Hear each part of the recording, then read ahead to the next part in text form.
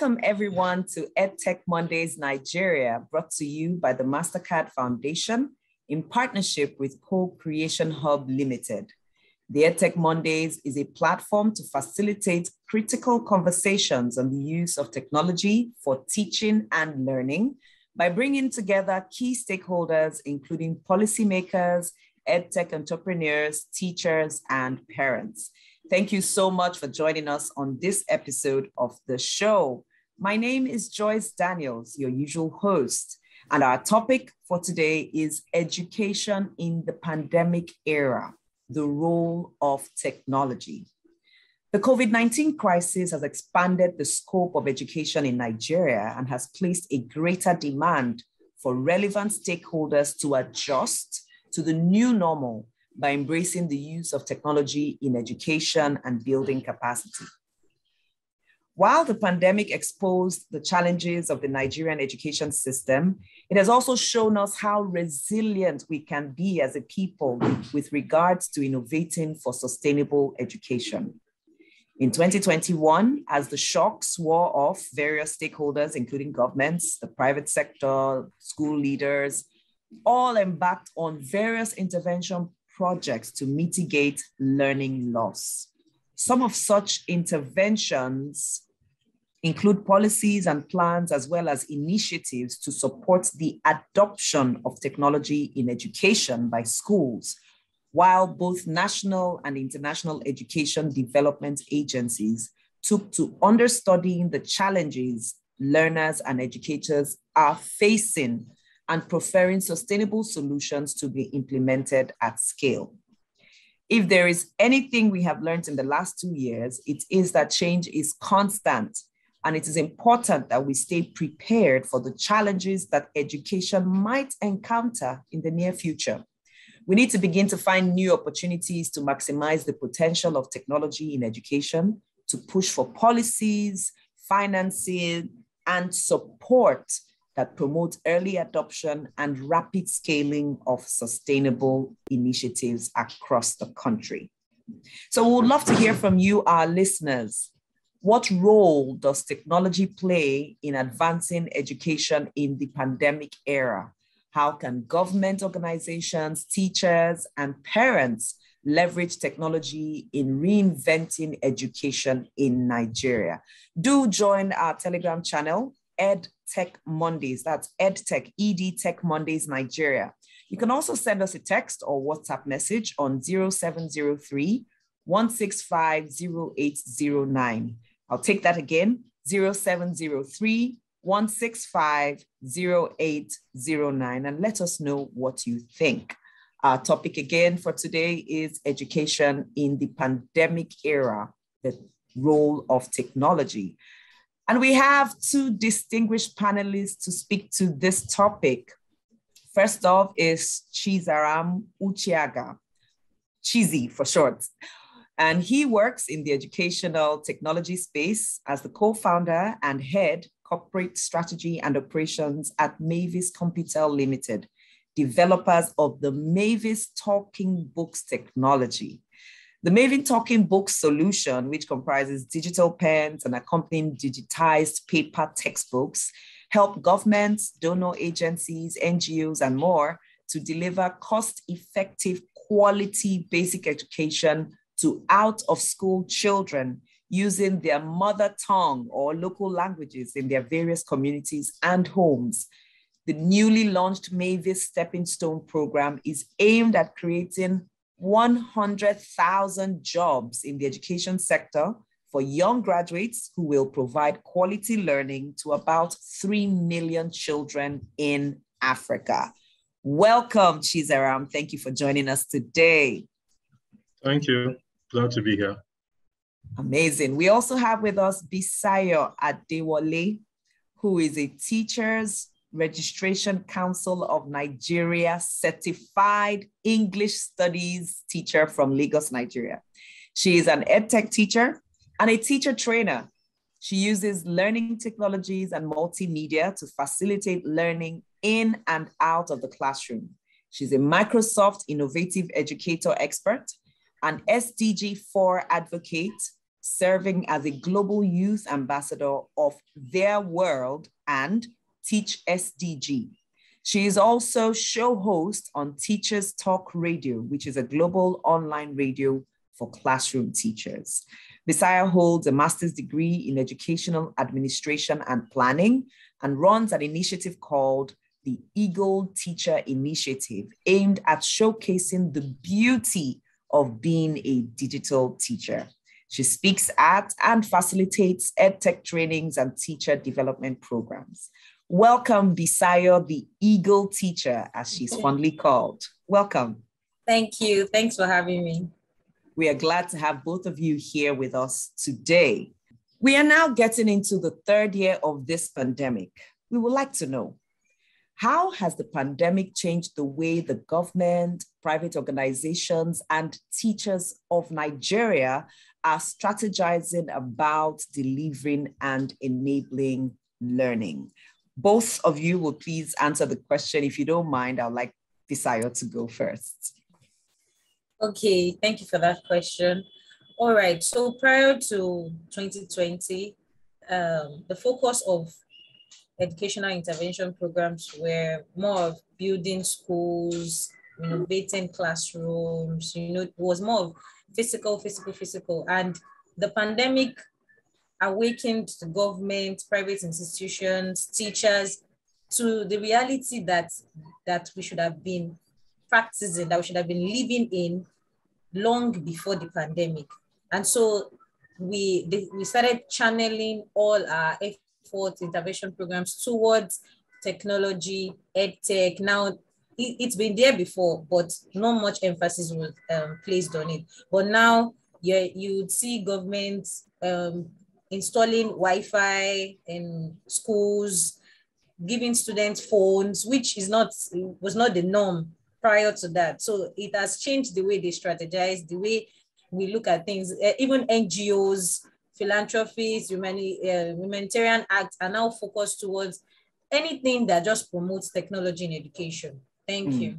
Thank you. Amazing. Chizi, what do you think? Okay, thank you. Yeah, Bisayo was spot on. So there's actually a shift from infrastructure to using technology to drive learning. So the governments, they've collaborated with a number of international development organizations. And during the pandemic, they launched some online TV, radio initiatives to keep children learning during the lockdown. So most of that has relaxed over time, sadly, because schools are now open and the government is beginning to see, anyway, the importance of technology in helping drive learning. So they are launching some initiatives like in Edo, there's the Edo Best, there's Quora Learn. These are initiatives done with international organizations like New Globe. They are popularly known for their bridge schools. And government is now thinking around using technology to improve how teachers deliver lessons in the classroom to improve learning outcomes for children. So that's a good outcome from this pandemic. So there's a drive shift from focus on infrastructure to using technology to drive learning, which is a good thing. Okay, more technology, which is a good thing. The pandemic revealed how digital technologies make the world more deeply interconnected and interdependent than ever before, but also more divided. It has also shown us that school closures are not peculiar to Ebola or COVID-19 and are likely to occur in the future as a result of climate-related disasters, conflict, and public health emergencies. What are the key learnings from the state of education before, during, and after the pandemic that would enable governments to make better decisions in creating even more resilient education systems? And if you have some specific examples, we'll be happy to hear. Chizaram, would you feel this?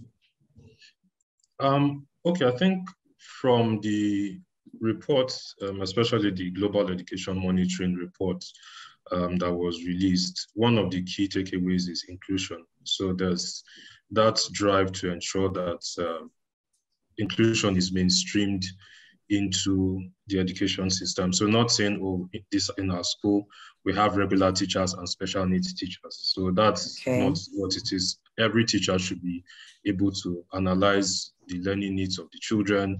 Are they autistic? Are they dyslexic? Do they have physical disabilities? So the whole school, as it were, teaching and non-teaching staff should be able to support children, no matter their background, their whatever disability they have, challenges they face with learning, whether they are slow or fast learners. So there's that need to make sure all children are not left behind.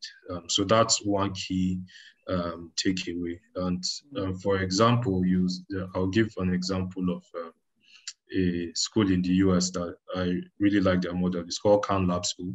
So they started with Khan Academy, then they also now have a school. So they design programs to make sure that children have project-based learning. So whether they are dyslexic or regular, whatever, they give them activities to build a portfolio of what they've learned. It's hands-on, there are different methods of learning. So kids are really engaged. So you're not teaching to the middle, you're engaging each child depending on how they learn, whether they have any disability, so they can really improve over time. So we need to see more of that happening here in Nigeria as well. More inclusive learning to make us more resilient in our education system. Okay, thank you very much. I know that our stakeholders are listening, and so we will see results soon. I have a question for Bisayo now. As an end user of digital technology solutions for education, are there interesting ways organizations and the government have used technology to improve education that you think should be adopted at a national level? And please tell us why you think these initiatives are innovative. Okay, yes, a lot of initiatives have been implemented, have been carried out, especially for teachers. I'm going to speak as a teacher. During the pandemic, a lot of digital trainings were ongoing for teachers that enabled them to become innovative teachers, and they were able to carry on remote teaching and not just the regular classroom teaching. So they became teachers without bounds. Wherever they found themselves, they were able to still deliver lessons. They were able to still facilitate learning using learning technologies. I know of Microsoft. I know that teachers, Lagos State teachers were trained with the use of Microsoft technologies. And I just want to also suggest that from one of the reports of the Global Education Monitoring Reports, it specified that the government should not look at any of these stakeholders of the system as individually. They should be seen as a single system. So if you are carrying out any initiative for teachers, consider the implication on the students, consider the implication on the school system. That way, when you are implementing, you're going to make sure that everyone is covered. So now you've trained teachers on digital whatever, and now the students are left out because the students don't even have what they can use to access what the teachers can give them. And so now I can teach, yes, I can teach with Microsoft Teams, but what are the students going to use to join my class when I create the class for them? Because they've been left out. A large number of them have been left out, especially the ones from low-income homes or the ones from no-income homes. And so that's my suggestion when it comes to digital, what the government has done so far on digital innovations as a teacher. Yeah, thank you. Thank you. Thank you very much. There's still work to be done. Yes. And it will be done, right? Thank you, Bisayo. According to National Education Responses to COVID-19 Report 2021, governments faced numerous challenges as they transitioned to distance learning, as stated already, such as limited institutional capacity to support teachers, poor access for vulnerable populations, and lack of coherent policies and funds to support remote learning. So Chizi, how do you think the Nigerian government can reinvent the education system as the pandemic eases? What are some key things that must be done? Okay, as regards what the government can do, I think one of the very first steps is to realize that learning can take place outside the four walls of the classroom. With that in mind, they can build holistic education solutions that serve these children. I'll give you a practical example. So when we talk of learning, forgive me, I work in the basic sector, but I know learning covers secondary school and tertiary. So let me speak broadly. Yes. So there's an example I'll give, and that's Nextword University. So what they've done is that they've made it possible for people to take advanced degrees and all of that, or even some first degree courses purely online. And they're largely targeting African countries. And what they've done is that they've linked learning's needs from the industry to what's happening in the what students need to learn. So when they finish, they are able to get ready jobs.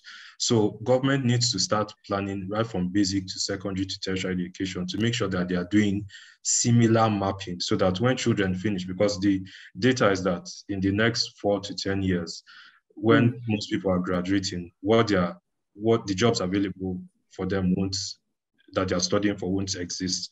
There'll be new jobs created because of AI, machine learning, and all those things that are happening. Yes. So there needs to be a shift to make sure that what the curriculum is upgraded to make sure kids learn what they are going to be using in the next 5, 10, 15 years. So when that happens, you will see that funding becomes easier because they can streamline the curriculum. Some things that people learn, there's just so much bogus stuff happening in schools. So there was a training we're conducting in a DFID-funded project in Lagos. So I asked them, okay, how many of you can do 10 subjects in your school? So a few of them raised their hands. The others were just calmly waiting. How many do 15? Then they now raised their hands. Then there was one guy that was laughing. So I called him. I was like, so your school, how many do you do? The guy says they do 21, and he was feeling cool with himself. I'm like, no, this isn't right. we shouldn't be doing this many subjects. I said, wow, you're deviating these kids from narrowing down. Amazing. Yeah, so I think there needs to be that streamlined learning so that people get what they need. So that way you need less teachers. That means less funding because teaching takes over 80% of the funds in any education system, public or private sector. So the teachers who are in there, train them well to deliver a good job and pay them well because we believe teachers should be well paid, but remove all those extras that are not needed at the early phase. All those extras. 21, wow. Just in case you're just joining us, this is EdTech Mondays Nigeria, brought to you by MasterCard Foundation and CcHUB Limited. And our topic for today is education in the pandemic era, the role of technology. Chizaram Ucheaga is with us and also Bisayo Adewole. And we're about to go into our final question for today. Disruptions to education systems over the past year have already driven substantial losses and inequalities in learning. All the efforts to provide remote instruction are laudable, but this has been a very poor substitute for in-person learning. What do you see as the future of EdTech in Africa in the short, medium, and long term? This question is for both of us. Who would like to go first? Okay, let me go. Ladies first. So inclusiveness. Yes. Thank you. Interesting.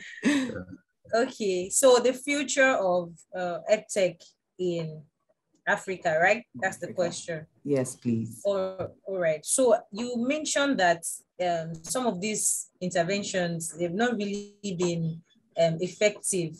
So I think this is because in Africa, we've been using EdTech as an emergency solution compared to other continents. EdTech is it's normal for them. We are the ones calling it new normal. It's been there with them. It's been there with them. It is integrated. It's not an emergency solution. Okay, something is about to happen. Let's switch to EdTech. So I believe that the future of EdTech in Africa will move from the point of using EdTech as an emergency solution to integrating it fully. It becomes part of staggered learning will not become staggered learning because there's a pandemic. It will be because there is EdTech. It's part of the system. And so children don't necessarily have to come to class every day. Teachers don't have to come to class every day. It becomes normal for them to learn at home.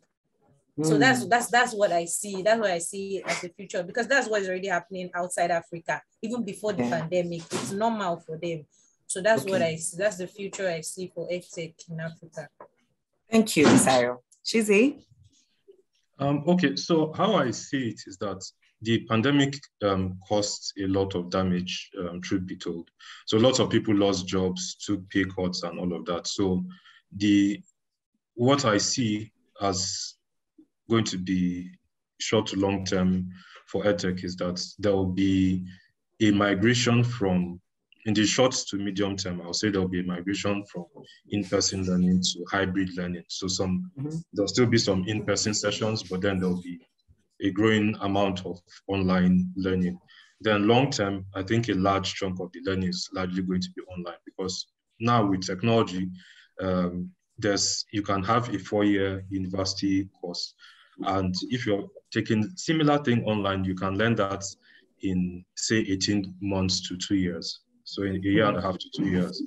Because a lot of organizations, Google, Microsoft, a number of them are dropping requirements for university degrees. They want to know, can you get the job done? So if you've taken an online course, you've done internships and you've honed your skills, they will give you the job.